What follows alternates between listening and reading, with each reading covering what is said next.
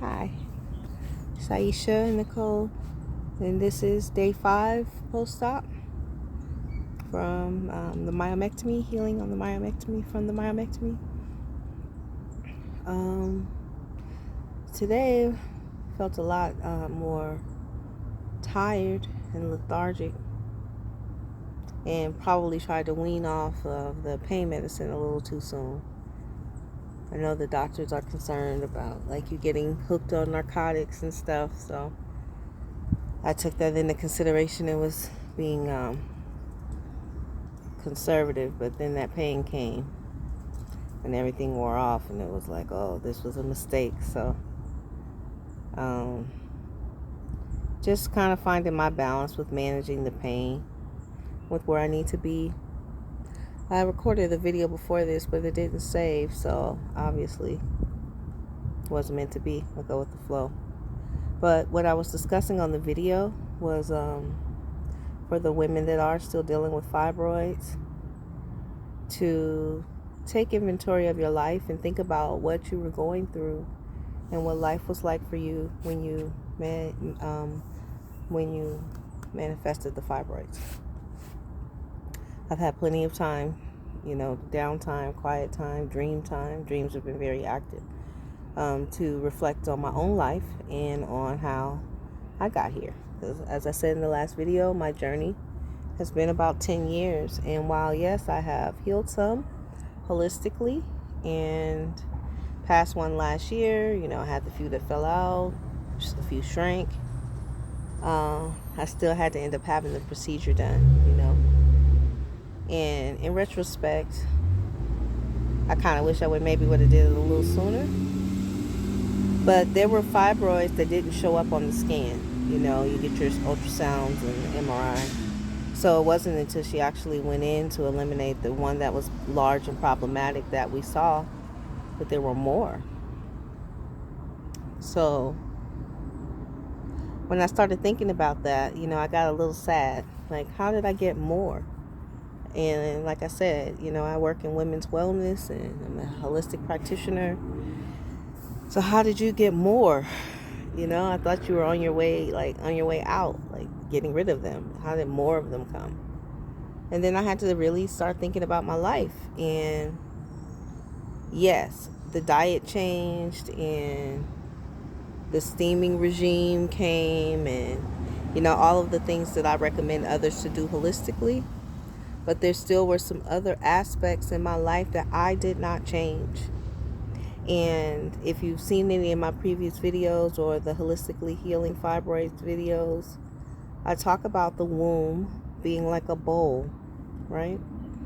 And how it just stores traumatic experiences. It can just hold it like a bowl, just hold it. So even if you get out of a circumstance or you get through it, because I think as women, a lot of us just kind of survive through things. We just get through it, and then you keep it moving with minimal reflection on how you got there in the first place, right? So when I am honest with myself, and that's the most important person for you to be honest with is yourself, right? I still was perpetuating some of the same behaviors that I was doing when I first got the very first fibroid. Now my story is within 1 year I manifested 5 fibroids, and my stuff was related to relationship stuff and really just not being happy and continuing in situations that were not bringing me joy and where I wasn't happy. Putting my joy in someone else's hands. So that has to change, right? We're responsible for our own joy. Whatever the source is, whether it's a relationship, it's your job, it's your school, it's your children, it's where you live, whatever circumstances going on in your life where you're not happy. And again, only you know that. Only you know what's going on in here. Only you know. You can smile pretty and look great and get all kinds of likes on your social media and have all sorts of friends and from the outside look like everything is great.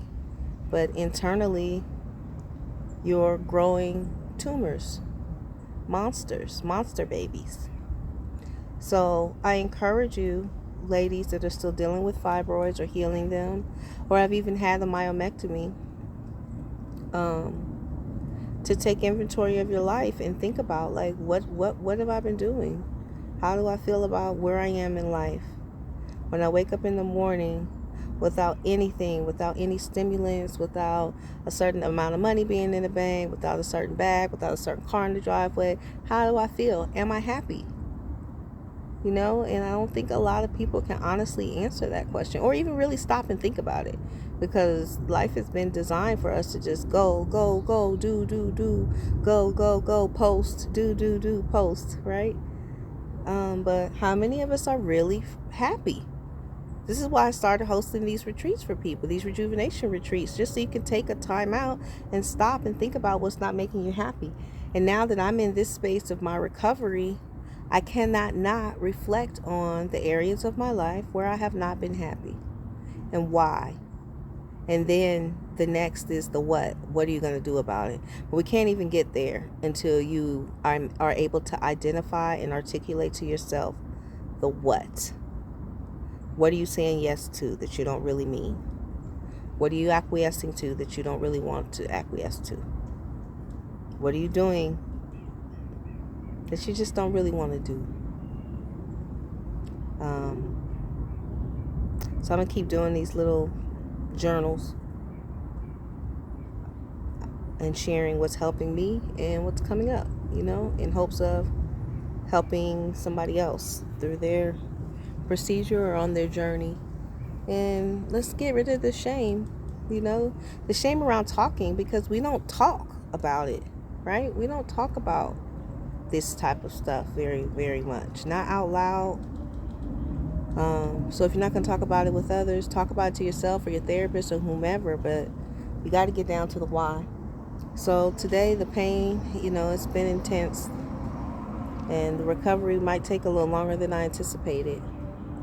And I'm having to accept that, because I don't like restrictions. I don't like not being able to do what I want to do when I want to do it.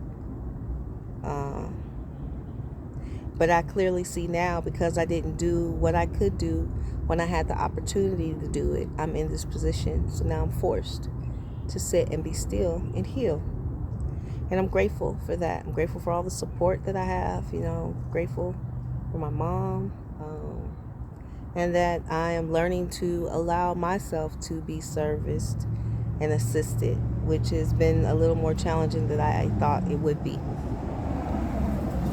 But that's something else that I see a lot of women deal with. We're used to doing, used to multitasking, used to serving others. So it can make it a little more challenging to receive assistance, But allow yourself to heal. And before you get here, before you get to this place that I am now, if you just found out you have 1 or 2 fibroids, or you're just starting to show the symptoms of them, yes, all the other stuff works, right? Changing your diet works, steaming works, the castor oil packs work, acupuncture, it works, it all works. But it may not work as quickly, or the results may not last long term if you don't address what's going on in here. Don't address what's going on up here. That's all for today. And I'll check in later. Peace.